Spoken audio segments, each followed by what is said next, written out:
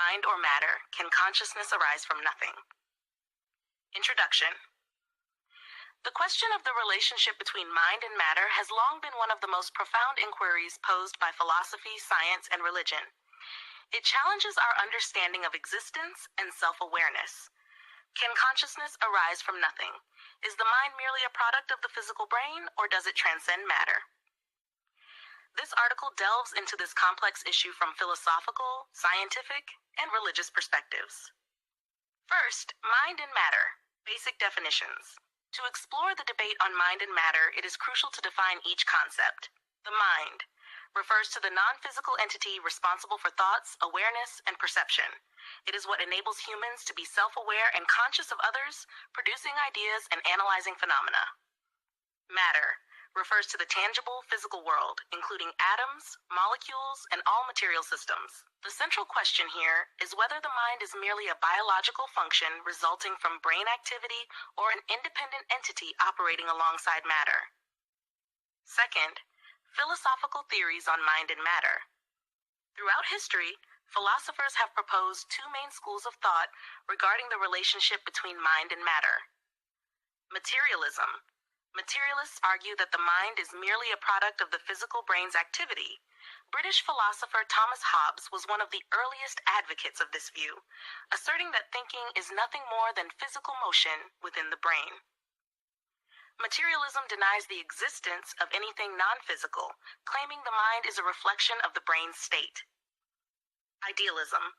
In contrast, idealism posits that the mind is fundamental, and matter is merely its reflection. René Descartes, for example, emphasized the duality of mind and body, considering the mind to be entirely separate from matter. Idealists believe the mind transcends the physical brain, extending into realms beyond the material.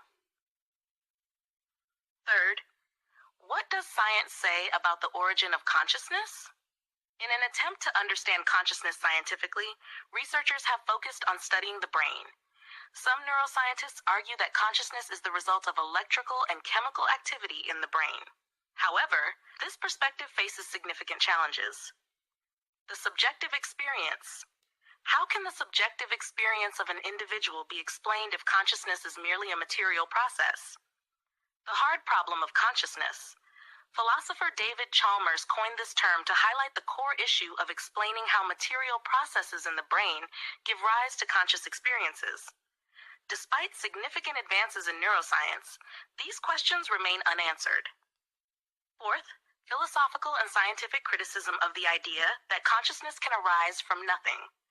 The notion that consciousness could arise from nothing faces deep philosophical and scientific challenges. The principle of causality.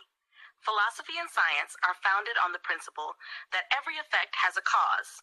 If consciousness arose from nothing, it would contradict this foundational principle. The astonishing complexity of consciousness. Consciousness is not a simple phenomenon. It encompasses perception, emotions, thought, and memory. Claiming it arose from nothing requires an assumption that is difficult to accept logically. And a fifth, the religious perspective on the origin of mind and consciousness. Religious teachings provide a comprehensive explanation of the origin of mind and consciousness. In Islam, the mind is considered a divine gift that distinguishes humans from other creatures. Allah says in the Quran, "And I breathed into him of my spirit," referring to the divine act that granted humans awareness and perception. Religious perspectives reject the idea that consciousness could arise from nothing, attributing the origin of the mind to a wise and omnipotent creator.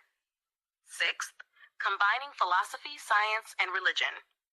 To reach a deeper understanding, it is essential to integrate philosophical, scientific, and religious perspectives. Philosophy and science alone fail to provide a satisfactory answer without acknowledging the existence of a higher power. Religion offers a coherent and logical explanation, viewing consciousness as evidence of a creator's greatness. Conclusion.